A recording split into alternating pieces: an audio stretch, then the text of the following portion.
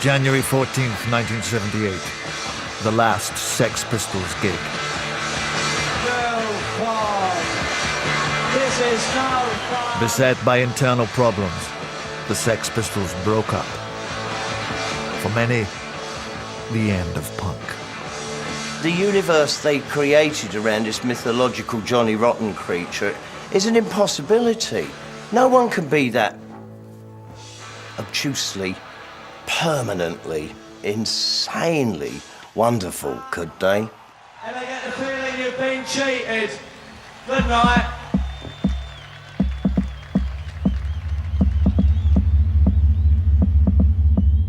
As Britain teetered on the brink of seismic political upheaval, the spotlight would shift to a new cast of punk-inspired idealists.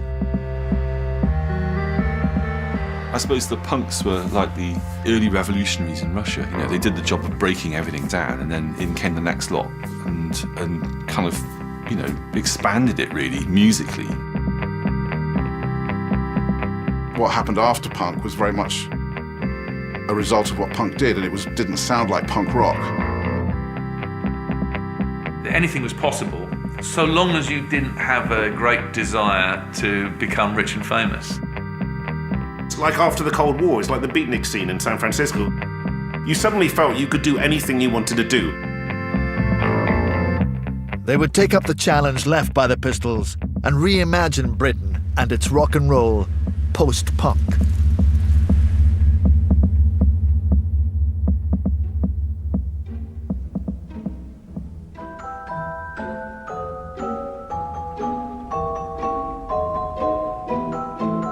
If the Sex Pistols had been punk's avant-garde, in their wake emerged a second wave who took the spirit of punk and made it bass. By 1978, punk was becoming a parody of yobbish manners and three-chord thrash. And it had got quite ugly and tawdry and dark and desperate. How many fucking tunes can go? You know what I mean? How many times, yeah? I mean, the truth is that a lot of hardcore punks actually ended up begging outside tube stations with a dog on a piece of string. You know, it was such a sort of nihilistic, self-destructive thing in a lot of ways. I mean, Sid Vicious kind of committed suicide and took his girlfriend with him for our entertainment, you know, and it was kind of getting very, very negative and self-destructive. Punk may have painted itself into a corner, but its spirit would inspire a new generation of underground musicians across the country. These post-punks would throw the musical rulebook out of the window, hell-bent on questioning the nature of society, capitalism, and rock and roll itself.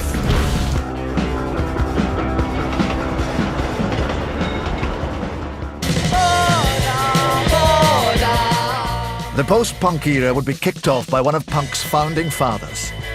After leaving the Buzzcocks, Howard Devoto would look to the future and start again. I stuck up a sign in the Virgin record shop in Manchester looking for other band members. Certainly said something about playing fast and slow music because, of course, punk had been a very disciplined thing where people kind of only did music in one general direction. There was an advert up saying how Devoto is looking for musicians. And I remember at the time thinking, wow, maybe I should apply for that.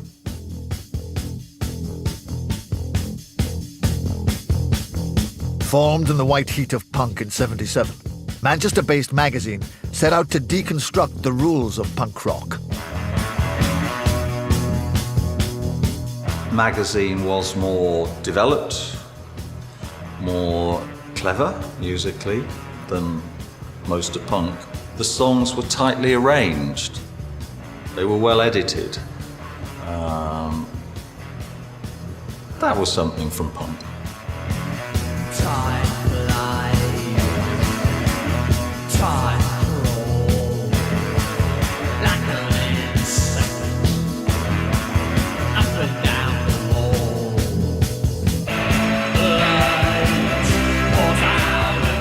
We were offered Top of the Pops, and I turned it down.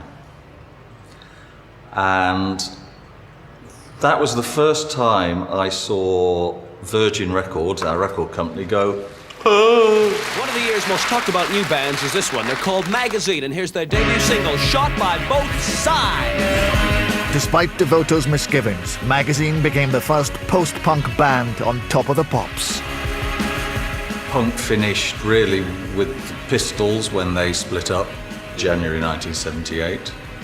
And a week or two later, Shot by Both Sides came out. Listen, that they must be the same. What is legal is just what's real. What I'm given to understand is exactly what I steal. I'm afraid Top of the Pops was a little bit of an anathema, you know? I was shocked to find what was allowed. I didn't lose myself in the parade. You know, most people mimed. It was fakery, and I had my problems with things like that. Magazine were first to market, but their commercial success caught them off guard. Well, you know, the record was popular, so I guess there's a sort of thing that happens where it charts, you go on Top of the Pops, and given your performance, it goes up the charts. I think our record was the first for a long time, actually went down. I never really thought about commercial success. They'll have to rewrite all the books again. As a matter of course, I run my way into the heart of the crowd. And yet there was some unformed ambition. Well, we weren't really about entertainment. We were about, you know, this thing of expression and, you know, and getting out our stuff, and that's what everybody seemed to be doing within this unit and sort of under this umbrella. Post-punk was characterized by refuseniks and malcontents who shunned the bright lights of the big time. One of its most fitting bastions was Manchester, a city traditionally suspicious of metropolitan glamour. Entrances uncovered. Street signs you never saw. It was nice, actually. I used to like Manchester because you couldn't see a thing. I mean, it was like with the smog and everything, you couldn't see anything. Street signs you never saw. All entrances delivered. It was like gangster films about New York, you know, you see them in film noir sort of thing, you know. Entrances uncovered. People would literally come out of the fog. Yeah. So it was all very mysterious. Money in the library. Working off his hangover, 3:30. Get the spleen at 3:50. Once they got all the pollution laws passed and everything, you know, you saw Manchester, it's like a really horrible place. Manchester saw a flowering of truculent bands, but not a scene. The subconscious effect that Manchester had on you and your personality, your thoughts, your actions, it came through in the music. It was a pretty grim place, and you felt, I don't know, you dark, I suppose. Joy Division had originally formed as a punk band in 1976, after witnessing the Sex Pistols at the Lesser Free Trade Hall. Once I saw Johnny Rotten, I realised that the only thing I wanted to do in the world was tell everyone to fuck off. It was literally the next day I went out and bought a bass guitar. Bernard had a guitar, and we started our punk band. As our playing capabilities got better, we started writing better and better songs. And that happened quite quickly. To the center of the city where our roads meet, waiting for you. Literally within the space of 6 months, we turned from Warsaw, dodgy punk band, to Joy Division. Moving through the silence without motion, waiting for you. In a room with no window in the corner, I found truth. In a time of three-chord thrash, Joy Division interpreted punk's DIY ethos as permission to be different.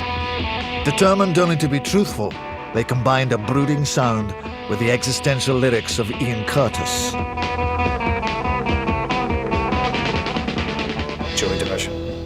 They took the anger of punk, the rage of punk, but that was all externalised stuff. What was interesting about Joy Division was the rage was internalised. In the shadow play, acting out your own death, knowing no more. See assassins all grouped in four lines dancing on the floor. And with cold steel loaded around their bodies made a move to connect. In 1978, post-punk was no communal scene of kindred spirits, rather the opposite. Then you kind of had a slight frostiness with everybody. You know, I can remember empty landscape, bump into somebody from another band.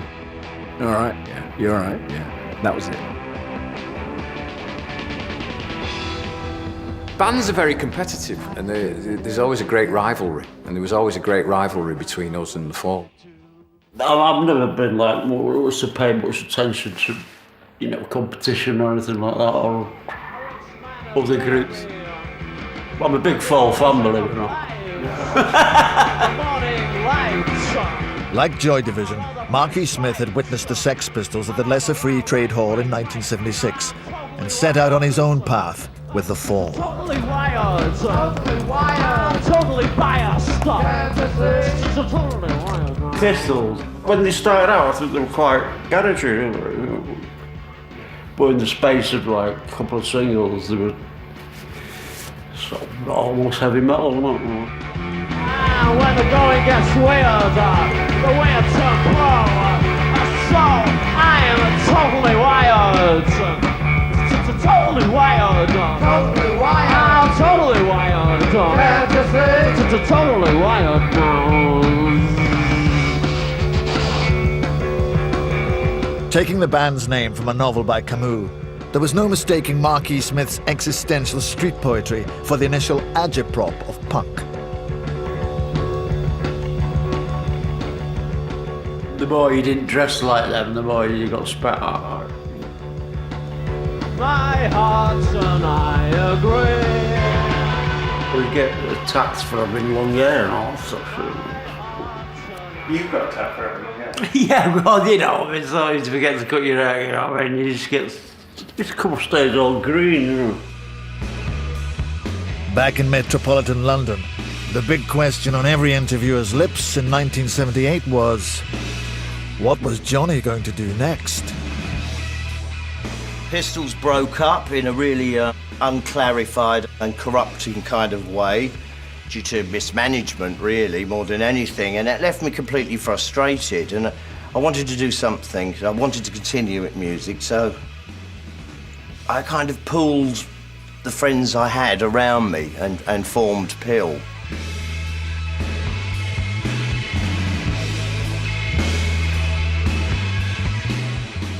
The record company Virgin weren't too interested in a new band.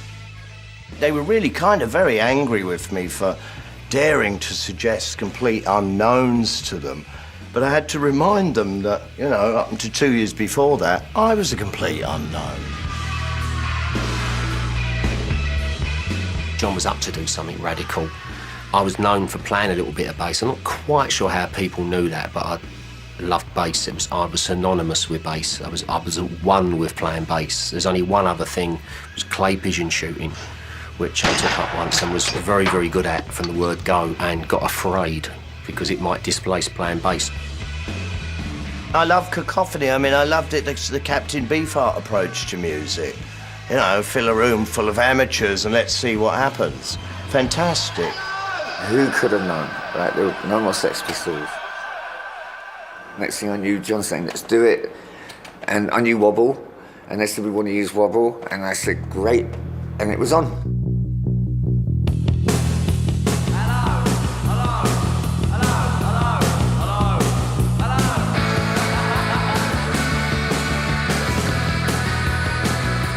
Released on October 13th, 1978, Public Image marked the moment Johnny Rotten stepped out of costume to reveal John, the visionary.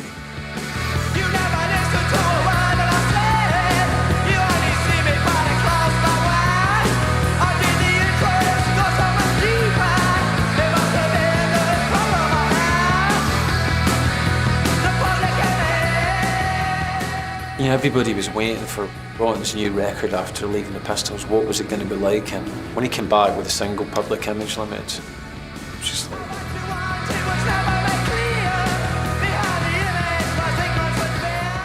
Levine's smacked it, Bird's arpeggio guitar.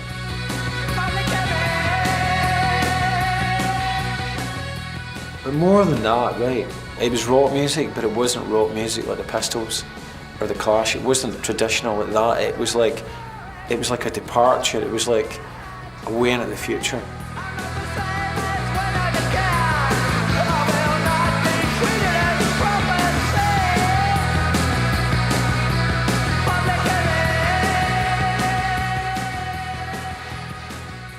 Public Image Limited, very warm welcome to Check It Out. Where did you get the name Public Image Limited from? Most people who would interview me had a negative attitude towards me, and so it was another battle that I had to take on in order to get my point across. I don't have to explain myself to anybody, and I ain't going to really bother. Now, I was asked here, right, to interview with the band here, Pill, but now, like, we're facing a cheapskate comedy interrogation act. And it just ain't on, pal. It was relentlessly tedious to be presumed to be a thick, ignorant oik, just over and over again. Well, it sounds like we've heard this story before. Really? Would you like to tell me where? Good night. Good night. They didn't want an explanation of the songs. They didn't want to know that this was an ongoing force and something to be reckoned with, and all coming from a really nice person. Cop out.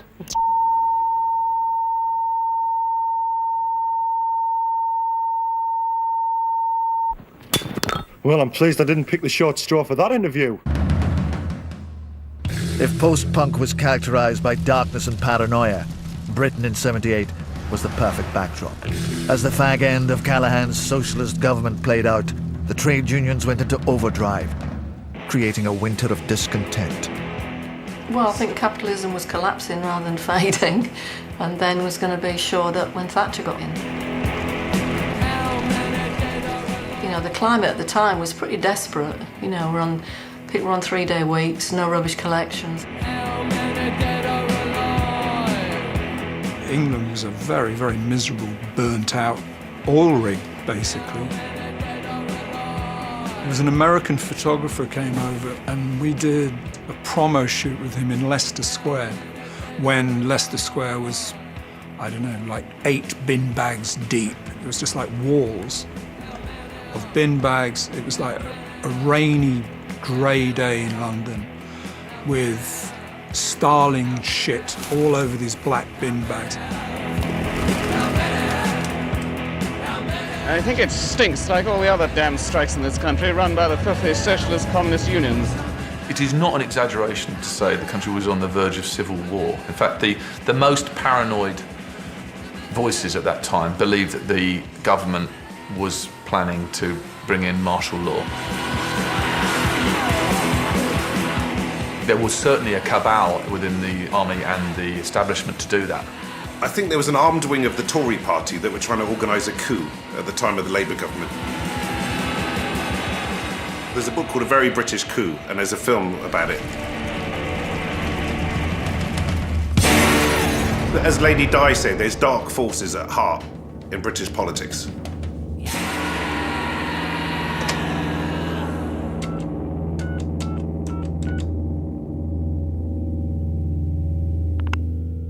One of my favourite films from that era is called Radio On by Chris Pettit. It's filmed in black and white. It could be like the 50s almost. Everything seemed very grey and very pessimistic.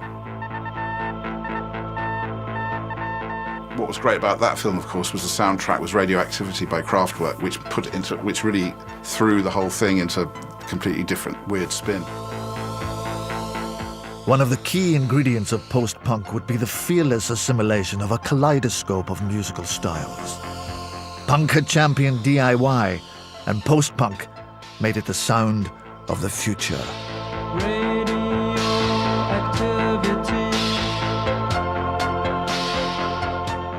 Well, I think punks hated synthesizers, generally, from a kind of ideological point of view, because if you looked at the uses of synthesizers in those days, it was in prog rock bands to play very fast kind of pseudo-classical riffs. You know, to me, the synthesizer felt like the punk instrument because it was much easier to play than a guitar. And you just had to twiddle a few knobs, play one note. You get a half-decent sound and a half-decent idea, and you have a song, you know.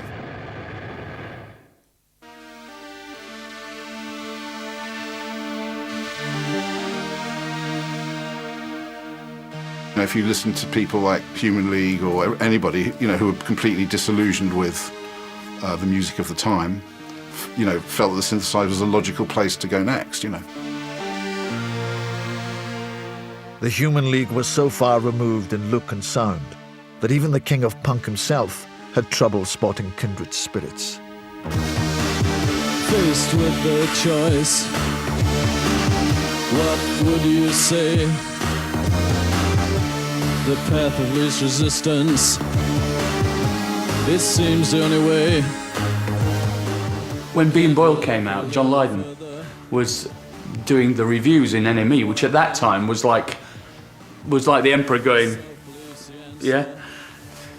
And he's gone into all these reviews, oh, it's bloody rubbish, all this stuff. And it comes around to Bean Boyle and he just said, bloody hippies, 2 words. I'm going, are you sure, John? Because essentially, this is the difference between the kind of London scene, as it was at the time. To them, they were still in this thing like, if I have a quiff, I'm cool. After that initial kind of, you know, sort of classic British punk rock phase, things went all over the place and things weren't homogenous, very, very far from it. In 1979, the future of music was up for grabs amongst the factions of post-punk.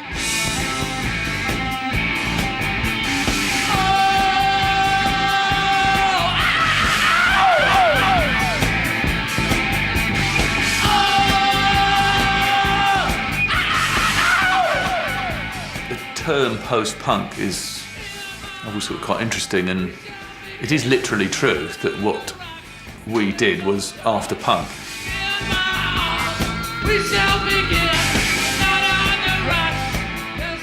I think there was something else going on in the sense that people were trying out, I suppose, proto-mashups. We thought we were a sort of mixture of a funk band and a rock band, somehow or other. Post-punk will do, wouldn't it? I think I prefer it to punk funk. I think there was that sense that anything was possible, so long as you didn't have a great desire to become rich and famous. The dilemma between integrity and entertainment was caught perfectly in 1979, when Gang of Four were offered a spot on Top of the Pops to perform their expose of consumerism. At home, he's a tourist. We're doing rehearsals for the show, and they picked up on the word rubbers that's in the song, and because it's the rubbers you hide in your top left pocket. They said you can't use the word rubbers, and so why not? And well, because this is a family show, and we don't want that disgusting word used on our family show.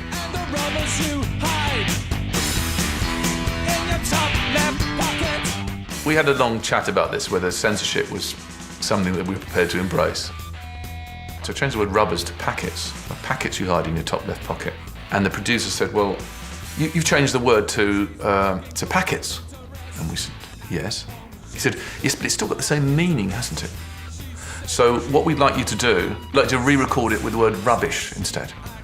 I told him in quite short, pithy words that I didn't think that was a very good idea, and we walked off the show. We gained nothing by standing our ground, except to prove that we could be really bloody minded.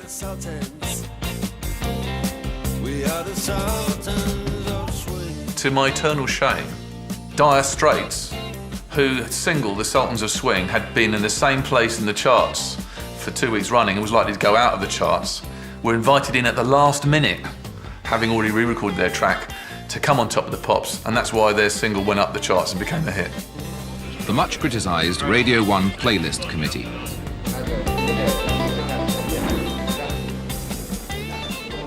John Cooper Clarke? It's weird. It's a weird thing. Yeah, Cooper Clarke. John Cooper Clarke. It came out and then they took it back for remixing. Boring. Boring. Doesn't mean much. Same tempo. The last one. It's Horse Riding. To the same tempo. The conceptual nature of post-punk was no easy shoe-in for radio playlists. 2 minutes 30 fades, yes. Right. British radio was really not open to what we were doing. We were not considered a radio-friendly band. We had definitely arrived by 1979 as far as the press was concerned, but we had no radio. There was very little radio that we got outside of John Peel.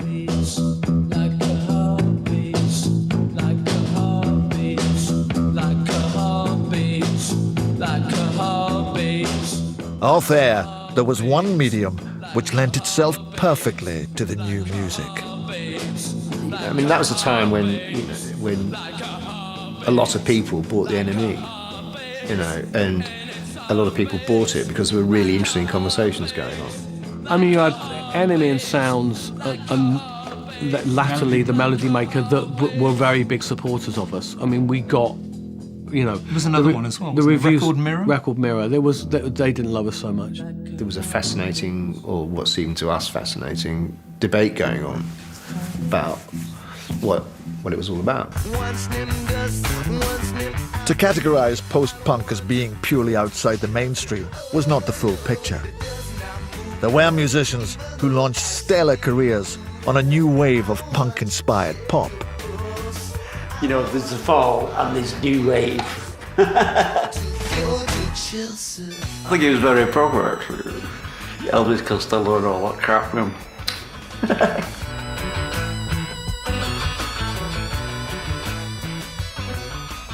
New wave? No, you're daft apophs. That's really getting it wrong. There's an instant record company movement to try and turn punk into just a fad, and here's the new fad. People like Sting were all part of that. They definitely were. He's very far removed from the Buddhist he pretends to be, when there's a dollar in it. This is Public Image Limited and Death Disco. While the police were happy to court fame, Johnny still didn't care.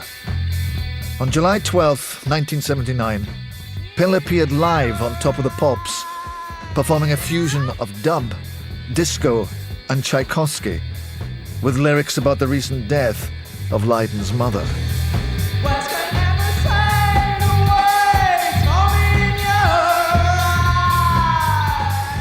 Death Disco wasn't Top of the Pops. That is subversive, because, you know, it was beamed into like millions of people's living rooms.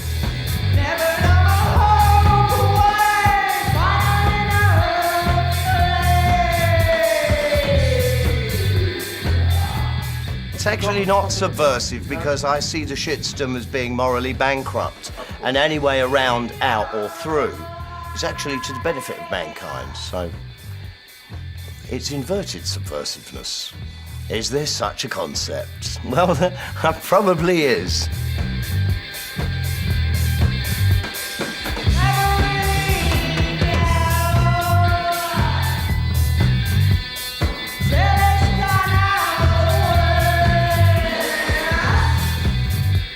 I mean, who wouldn't go on Top of the Pops, yeah?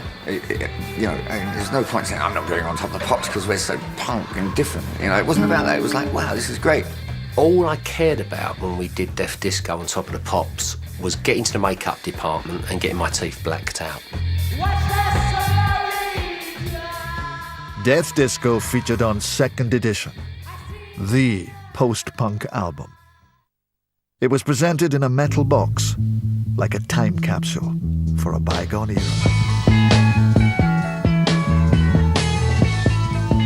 To me, that record sounds, it's pure art, because it sounds like Britain felt like to live in back in 1979. You know, it's a dank record. It's dark, it's damp, and it's slightly depressed.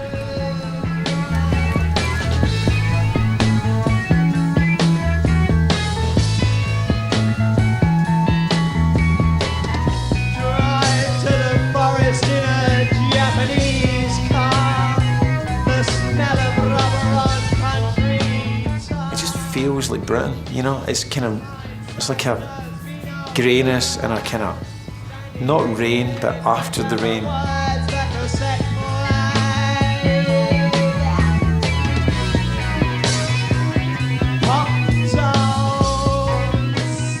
I paint pictures with words and sound, and I want those pictures to be as accurate as possible and to tell a complete, true story.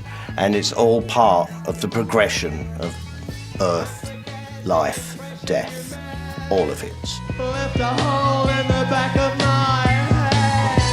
I don't like hiding in this foliage and heat. It's wet, and I'm losing my body heat. That cassette play. Pop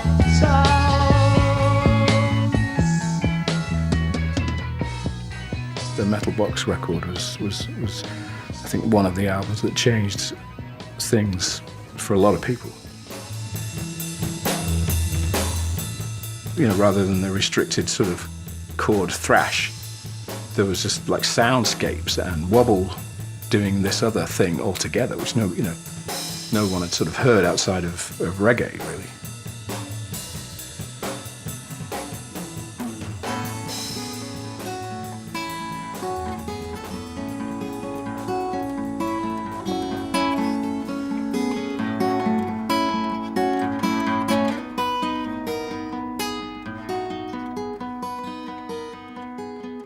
Pop tones musically and lyrically deconstructed all notions of rock.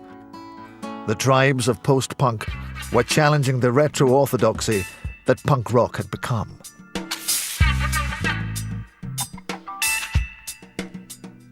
The interesting thing that bands like the Pistols and the Clash were seen as so experimental and so different, but actually they were rock and roll bands. They acted and dressed like rock stars, really, and had the whole pose on stage, whereas I think the Slits were utterly different. You know, we challenged all that. We made sure we even stood differently. We didn't fall into all the sort of, the cliches of rock and roll. In 1979, the Slits' fusion of punk and reggae was a soundtrack for a new Britain.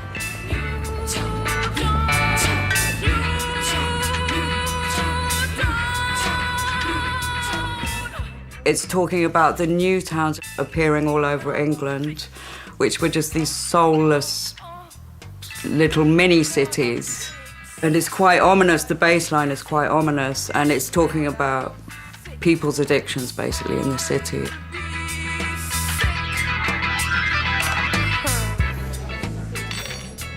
What's that one that they built? Oh, Milton Keynes, yeah.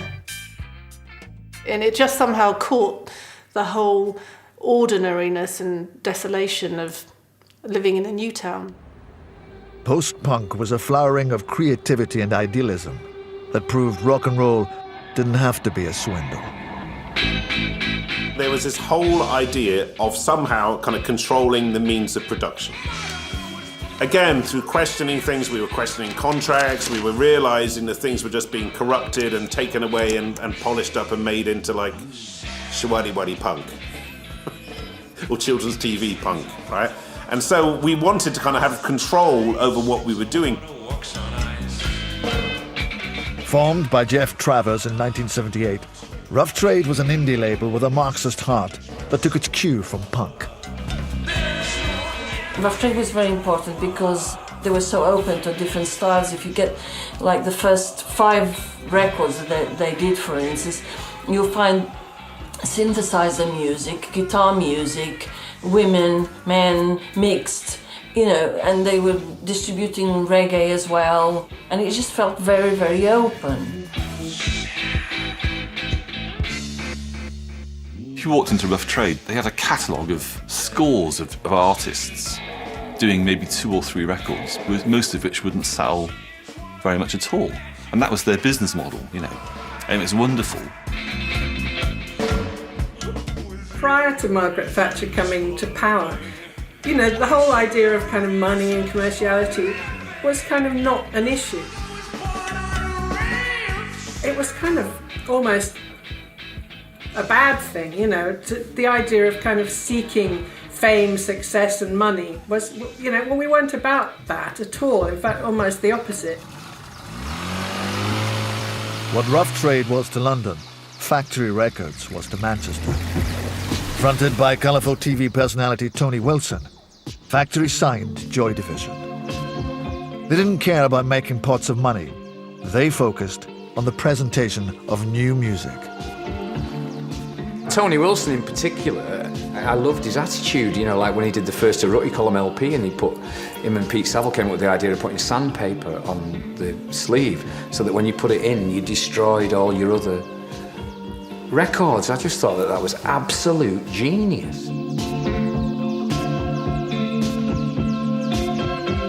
That was from a Situationist manifesto. The Situationists were going to bring a book out which would destroy the sleeves of all the other books. Tony appropriated the idea and said, let's put it on this album and do that. I thought it was great.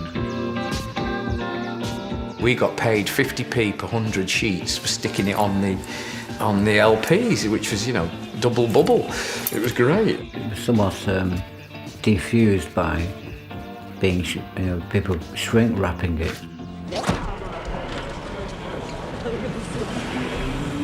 Just when the theory was getting interesting, reality bit. There was a little period where there was this exciting time. Things were really happening at that point. And then, of course, you've got this, you know, you can't really explain how ugly the sort of Thatcher thing kind of was. It was kind of like the sort of really horrible, kind of ugly accountant types had come in and they kind of going, right, fun time's over. On May 4th, 1979, Margaret Thatcher took office, a prime minister who the post-punks instinctively hated. To be a punk, you had to keep on changing and questioning. And we thought it was about questioning the very structure of society and the very structure of the music you were playing. So we ended up wandering into this Netherland, you know. We came out with this demented, you know, God knows what, you know, avant-garde jazz meets King Tubby at the roots of hell or something, you know. We are prostitutes. Everyone has their pride. We are prostitutes. Everyone has their pride. The ironically named pop group caught something of the rising monetary zeitgeist in October 1979 with this stinging take on consumerism. And you too will learn to live the lie. And you too will learn to live the lie. Will learn to live the lie. Everyone has their pride.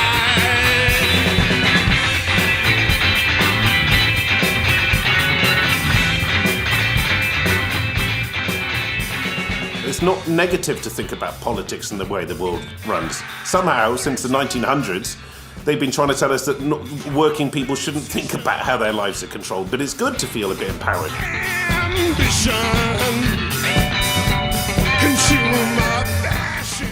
You know, that's when Thatcher and all this stuff comes in. So suddenly your brain's going, oh my God, I'm not what they call an adult now, am I? Of course we weren't until we were about 48, but... We are prostitutes. And some of us still aren't, and we won't mention names. Do you know what I mean? Punk isn't like playing folk. Punk is experimenting in fashion, in clothes and politics. That's what punk is, you know. Not some old fat fart lecturing you about punk on fucking BBC 4. In 1979, the anger and radicalism of punk hadn't just dissipated into the realms of musical aestheticism. There were also now real anarchists involved. And then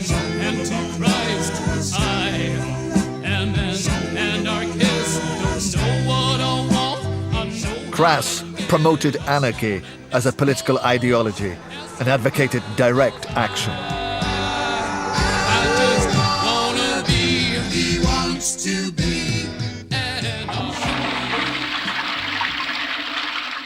We were intervening on something which we saw as just a sort of hedonistic wank. And although it's a slight misrepresentation of Lydon's No Future, you know, we, as the people we were, absolutely would not accept there was no future. You know, the future is ours to make, and that's what we went out to say. And the future is not ours to make by sort of get, piss, destroy. The future was a positive one, and we were going to create a positive one.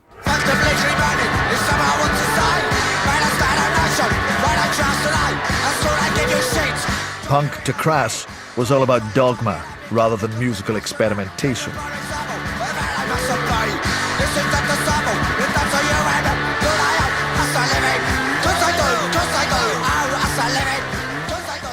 What I needed was to offer a substantial concept of freedom, which I think was best expressed in "There is no authority but yourself," you know, which became, you know, our major catchphrase. Crass and what they represent are attacked politically from all sides. The right see them simply as criminals out to destroy the existing structures of society. The left see them as hopeless utopians, deviationists, nearer to a bunch of bandits. As for the authorities, they don't like anarchists in general because they're unpredictable. You can never tell how they're going to react to a given political situation.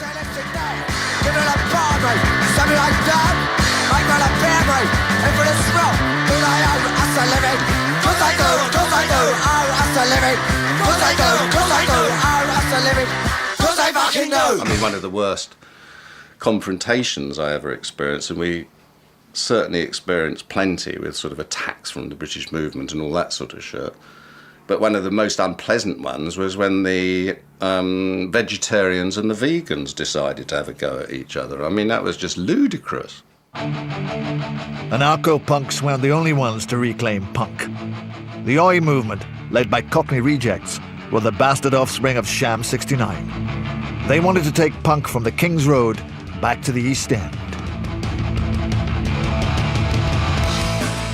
Well, I think they were dragging punk from the art schools back to the reality of what the mythology of punk was. They were the reality of punk mythology.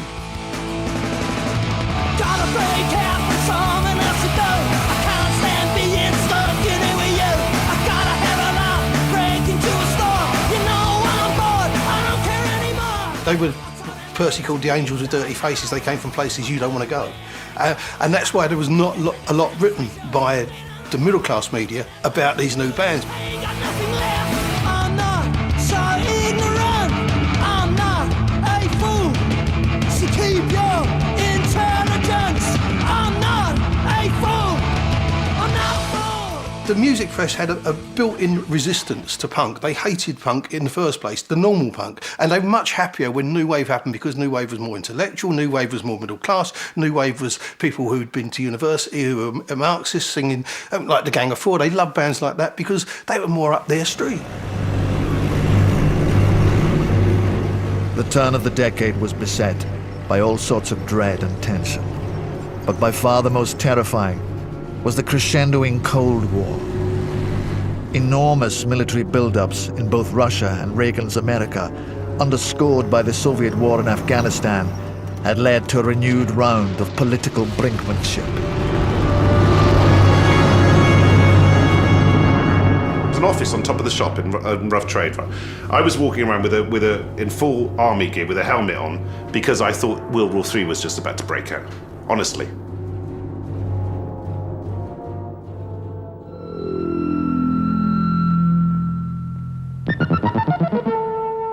If we are attacked by nuclear weapons, these are the warning sounds you must recognize. You may find some of this film disturbing, but as long as we remain a likely target for attack, we must think about the unthinkable.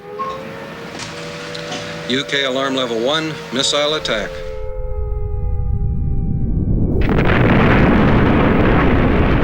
Would you know what to do if you heard siren sound? It's the time, isn't it? Going anywhere. You've had it, ain't you? Had it, ain't you? Will you take any preparations at all? What preparation you got? You've had it, ain't you? You've had it, ain't you? No good messing about, is it? You've had it, ain't you? No good mess crying over spilt milk, is it?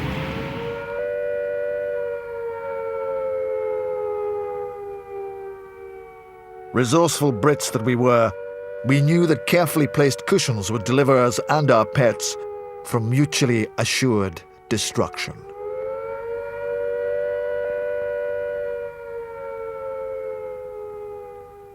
Nuclear war was a huge threat, you know, and it was a great paranoia that I think a lot of people held, even if they weren't talking about it all the time. There was that underlying fear of this great force out there that could be used so destructively. If post-punk was characterized by gloom, its darkest masterpiece was Young Marble Giant's Final Day, a 1-minute 40 minimalist painting of Armageddon, released on Rough Trade. When the rich die last like the rabbits running from a lucky past full of shallow cunning, and the world lights up for the final day, we will all be poor having had our say. I wrote the song for, the plight of humanity. When the rich die last, like the rabbits running from a lucky past full of shallow cunning. So I was getting my dig in there, I quite often like digging with the rich, It's just pure jealousy. Put a blanket up on the window pane when the baby cries lullaby again, as the light goes out on the final day for the people who never had a say. Even now when I listen to that track, it's got, a very strong kind of energy to it in terms of its bleakness and the fear that's in it really as well.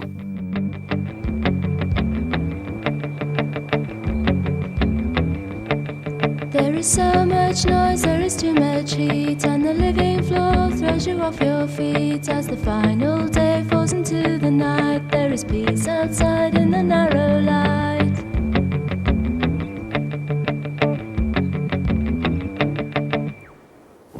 Just when it seemed things couldn't get any darker, in 1980, post-punk's poster boy took his own life.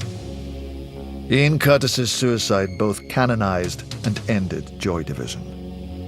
Atmosphere was re-released as a posthumous requiem, replete with iconic video, which helped create a post-punk legend. The thing was that when Ian died, we just cut Joy Division off. You cut it adrift. The group literally was professional for about 9 months. It was such a small, short time, to look back now and think of the effect that you've had and the effect that you're having on music now, 30-odd years later, is ridiculous. It's a great compliment to the songwriters. He was an incredible poet, more than anything else, and it was just amazing, a one-off. Punk's generally applied to a lot of bands who couldn't really play, but had been at university and were applying either art theory or Marxist theory to music that was kind of amateurish, but maybe feeling towards something new. What about Dex's Midnight Runners? What about the Specials? What about the Pogues? All bands who took traditional musical forms and then brought it screaming and kicking right up to date by, writing about life in contemporary Britain.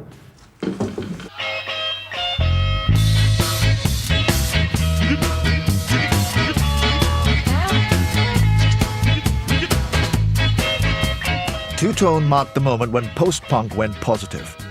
Fusing black ska with the energy of punk, Two-Tone was wildly popular.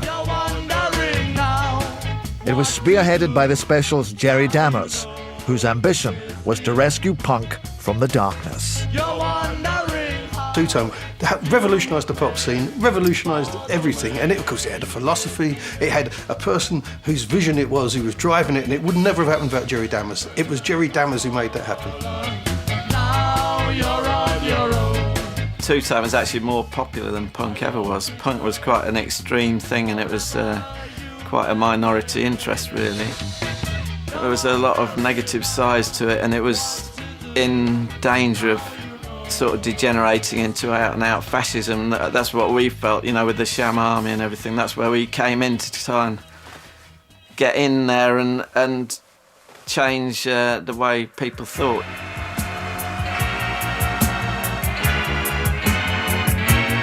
Released in 1981, Ghost Town was post-punk's God Save the Queen moment.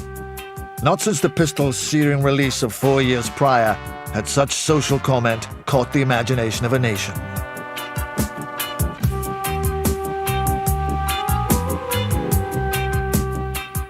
We went and did a gig in Glasgow, and there were a lot of people on the street selling their household items just in the street, and it was just really strange. And, you know, little old ladies selling their teacups. You know, I'd never seen that in this country before, so that's where I really got the idea for that song. But it wasn't just about Glasgow, it was about the whole country, it was about Coventry as well. Factories were closing down, all the big industries were being closed down, you know, by Thatcher. No job to be found in this country.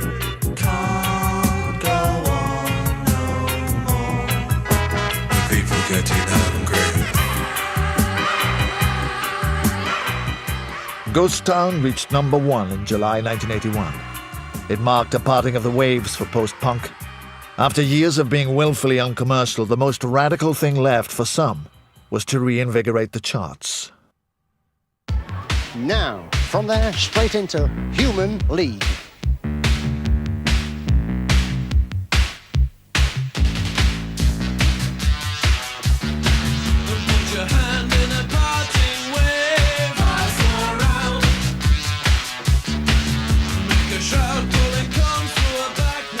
You couldn't get any more avant-garde than the early Human League. But by 1982, they're the biggest pop band in the world.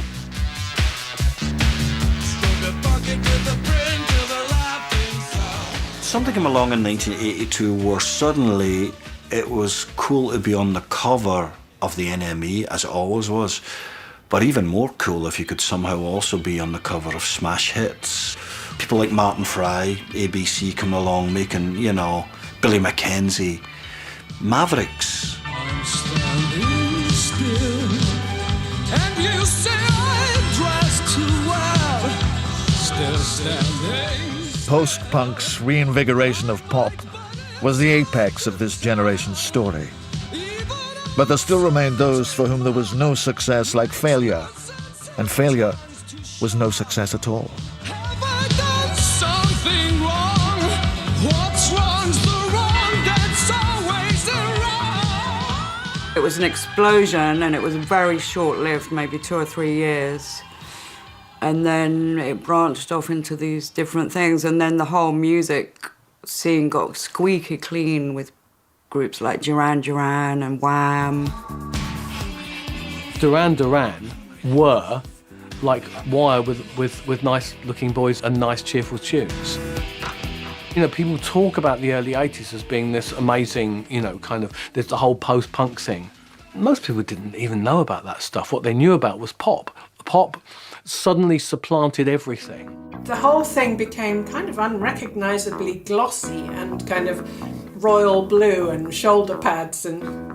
What happened next? You know, the New Romantics. It was like, oh, tragic, really. You know. We're the eternal underground. We're the eternal influence. We're the, you know, we're the grumpy granddads who were there before you've been anywhere. No. You know. I'm not having that in. Perhaps the song that best summed up the post-punk era was Rip It Up and Start Again. Edwyn Collins had borne witness to the Clash's White Riot tour in '77, before forming his own band, Orange Juice. Rip it up and start again. I hope to God you're not as dumb as you make out. I hope to God. I wanted to try something different, something new, jangly guitars. Spencer Davies Group, Stevie Winwood and all that shit. Robert, it's interesting. It's a time for a change. The song contained a canny reference to punk originals The Buzzcocks.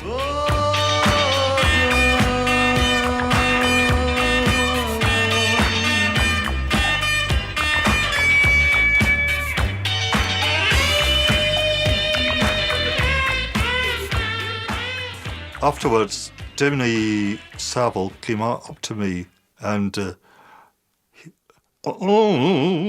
how you doing, Edwin? This is funny. Most hilarious. Stories of London. Public Image Limited 2012. John Lydon is back with the first new Pill album in 20 years.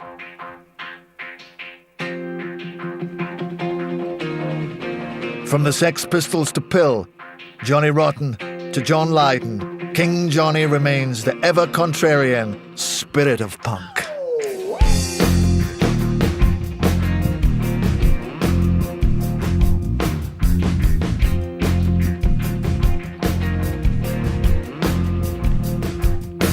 You see, Reginald, he is a reasonable man, and being comfortable with a bit of a better plan, he don't see evil. Over the years, there's been some 49 different members of Pill. And all the innocence back in the garden. It's almost like a working class university.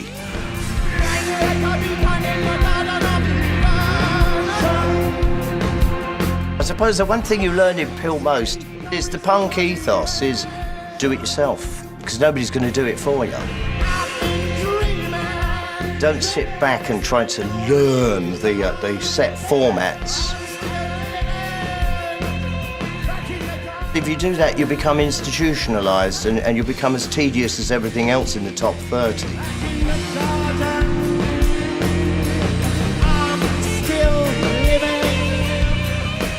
I mean, I love being on top of the ocean, and I love being underneath it too. I love that. The colours down there, the life that goes on. It's fantastic. See, it's both sides of the picture, the yin and the yang. We're all still living. Back in the garden.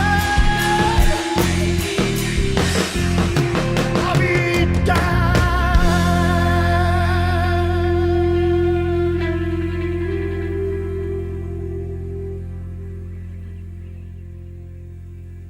Welcome to our world.